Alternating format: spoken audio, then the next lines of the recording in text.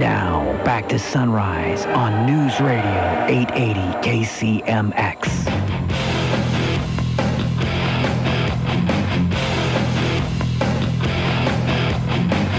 Swaying to the symphony of destruction.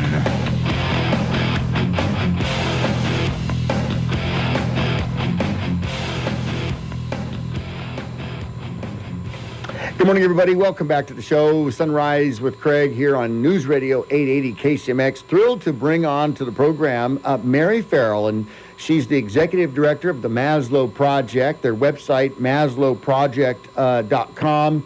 And, of course, Facebook is big there as well. And, Mary, good morning. How are you? I'm doing well. How are you doing? Well, real good. You know, you've been the executive director for the Maslow Project for the last 15 years, but interesting how it started. You and I talked about this before, how it started under the guise of the Medford School District, Medford School District 549C, and, you know, because of what happened, you noticed a need, and you filled a need, and then it broke out into a 501c3. But before that started, tell our listeners what need did you see with kids and teenagers and parents and families and things? Okay, well, when I worked for the Medford School District, that started back in 2000, it was under a federal mandate to identify and make sure that homeless students had access to public education. So in the years that I spent doing that job, I spent a lot of time getting to know these families and these students and figuring out that it wasn't really enough to make sure that they just were able to get to school and had transportation. They had a lot of needs that weren't being met in terms of what happens in the time they're not in school. Where are they going at night? Where are they eating? How are they getting their basic needs met? And the more time I spent working with these kids, the more I realized that just wasn't happening. And they needed somewhere to go where they could get a lot of those basic needs met. Exactly right. I mean, and the numbers were staggering. You found, I mean, it's kind of like you lifted up the rocks and you realized your eyeballs had to have been bugging out when you dissected the numbers and added them all together. I mean, here we are. It's come out years later that we're tied for first place with Portland in the number of homeless teens. Is that still what's going on? I think we've actually fallen a few points down to third, but that's still, you know, we're up there. We're right behind Beaverton, Portland. And I think we always were about in that position. I just don't think Portland had identified all their kids correctly. Okay. So now that they're doing a better job identifying, we're at about third. But our numbers have continued to grow. And so I think the problem and what the state is reporting is that the numbers are growing statewide, not just in Medford. But exactly. that's a concern. It is. And how many? I mean, it's 1,300. Where am I on my numbers as far as identified homeless teens in Jackson County? Well, it's actually identified homeless children between the ages of 5 and 10 years in high school that we report the official numbers on. We're currently about 1 in 10 in Jackson County, and so that would make it roughly 2,000 in all of Jackson County. In Medford alone, we've got about just under 1,300. Okay, wow, isn't that something? So Medford alone, 1,300, but when you take Jackson County in its entirety, we get to 2,000 children that are okay. Yeah. So dissect that down. When it qualifies for homeless, you know, you've got the teenagers that are doing the couch surfing. You've got that type of thing, and then you've got families that are literally homeless. How does that definition of homeless fit in to get 2,000 children? Well, the technical definition is any child who lacks a regular, fixed, and adequate nighttime residence. So it has to meet all three of those. So if you're living in a travel trailer that's not fixed to the ground, or if you're lacking running water, electricity, heat, in one of those situations, that would qualify. If you're camping, like in a tent, if you're staying in a hotel, a shelter facility, and so any of those situations also qualify. You don't have to literally be on the streets, but obviously it's not ideal to raise a child and go home and do homework at night in a campground or, you know, in a single-room hotel where your bathroom is also your kitchen. My goodness, you know, it's so difficult for me personally. I mean, because you don't see it. You see the panhandlers, but you don't see the families with the children that are coming, that either aren't getting to school or get to school 2 or 3 days out of the week. Right. And this is, I wanted to kind of portray, this is just a glimpse of what's going on, because I always talk about how children, their needs, but then I also talk about the great character of these young kids. They want to learn, they want to go to school, they want to see their friends, and they plug in and they do it under the craziest of odds. That's true. It's something we see every year. And you're right, it's a very invisible population. And the other thing you don't see is the 402 kids who are under the age of 5. So that's another sort of hidden number that's out there. But you're right, every year we've got kids who are just having amazing success despite all the odds stacked against them. Completing high school, going on to college, getting jobs, finding their way in the world that really doesn't seem to be very hospitable for them. It's inspiring. Yeah, well, it is very inspiring, and this is the thing. There is no substitute for hard work. Now, this is the extreme, obviously, but still, those values of never giving up, work. I hate to see it under this guise. You want to have them have some type of support system. So what are the needs of the Maslow Project right now as far as being able to supply the needs for these kids? What can list? Food is kind of the ongoing, constant, unmet need, and not just for us, but I think all of the food pantries in Jackson County continue to struggle. And for us in particular, because kids have a hard time making traditional meals out of raw ingredients, ready-to-eat foods that are just, can be microwaved or just opened and eaten, granola bars, snacks like cereal.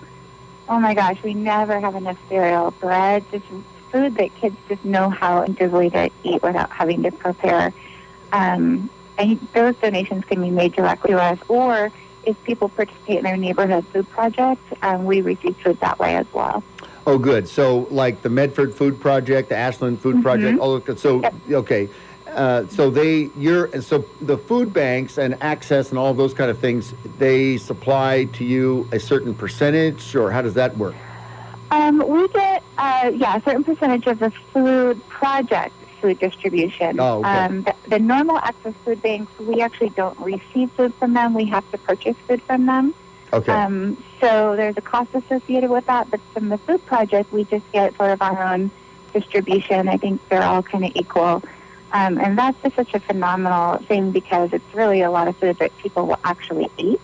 So the community members who participate in the food project are doing a really great thing. I hope they understand that, because they generally do support it with good food that people can really eat. It's not just a bunch of dried beans, dried rice that, require people to know what to do with that. Well, exactly, the ready-to-eat things. And you've got to think, you've got budding cooks, budding chefs, kids that are, like you said, they don't have the facilities. They don't have a pot. They don't have two pots, exactly. To do that with boiling water and all of that kind of stuff, So, yeah.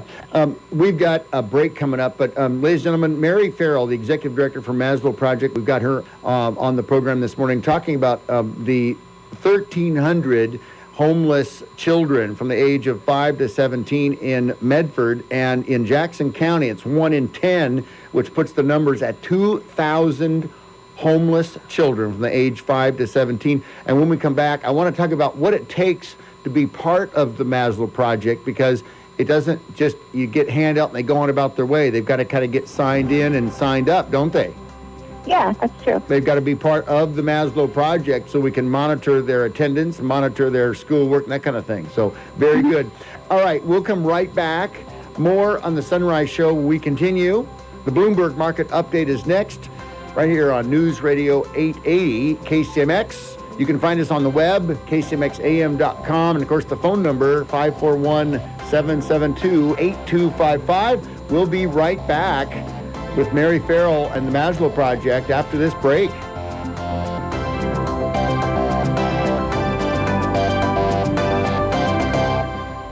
So get up, top of the morning to you. sunrise on News Radio 880 KCMX.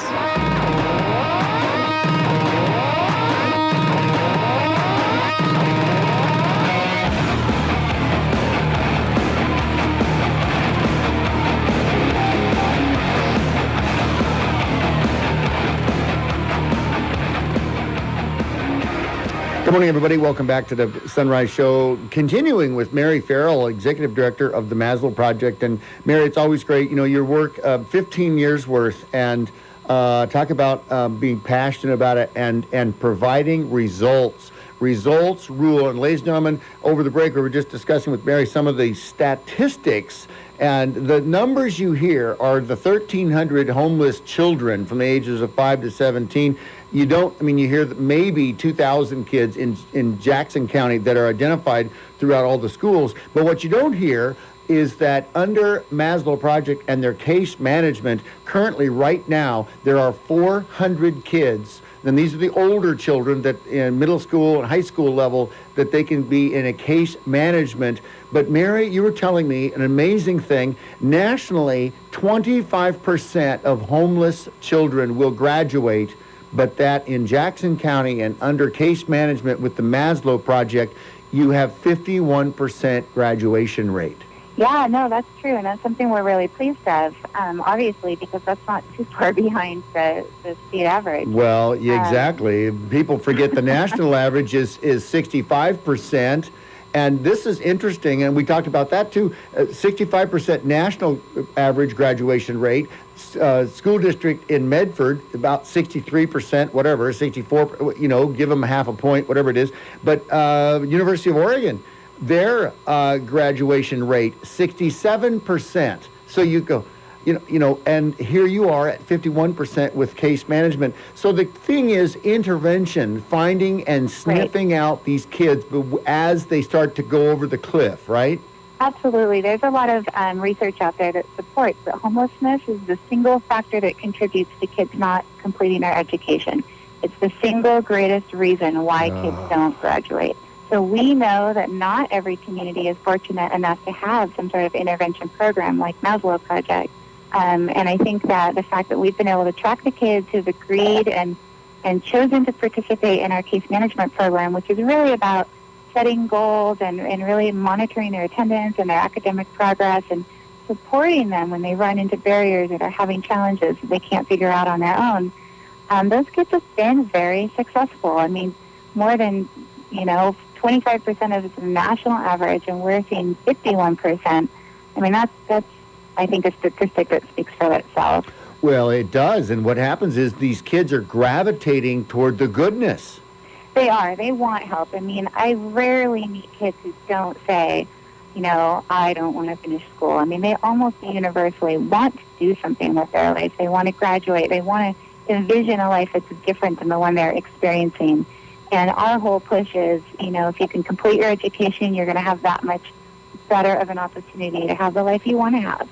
And we're here to help you.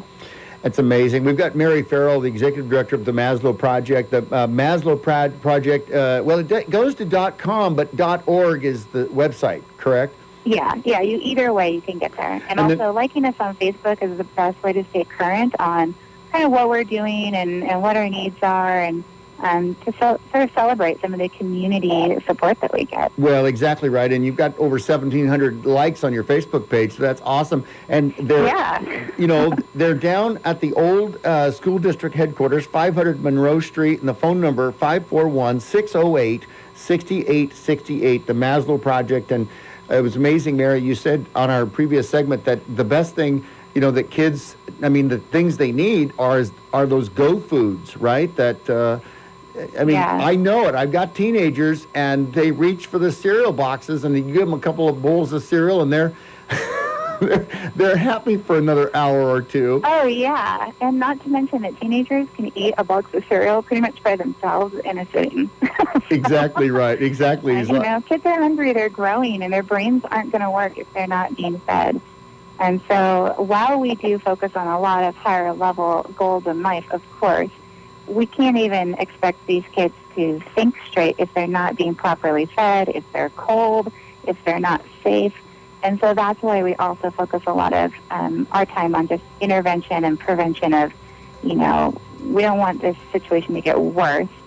Obviously, if we're going to expect them to stay in school and do well, we need to stabilize them so that they can engage in their education and have the opportunity to thrive. It's amazing. Mary, you do great work, and we just support you wholeheartedly, and anything we can do to help out, we'll do. And ladies and gentlemen, Mary Ferrell, the Executive Director for Maslow Project. Do what you can and just watching. And I love the fact that your staff is at each of the schools watching out. So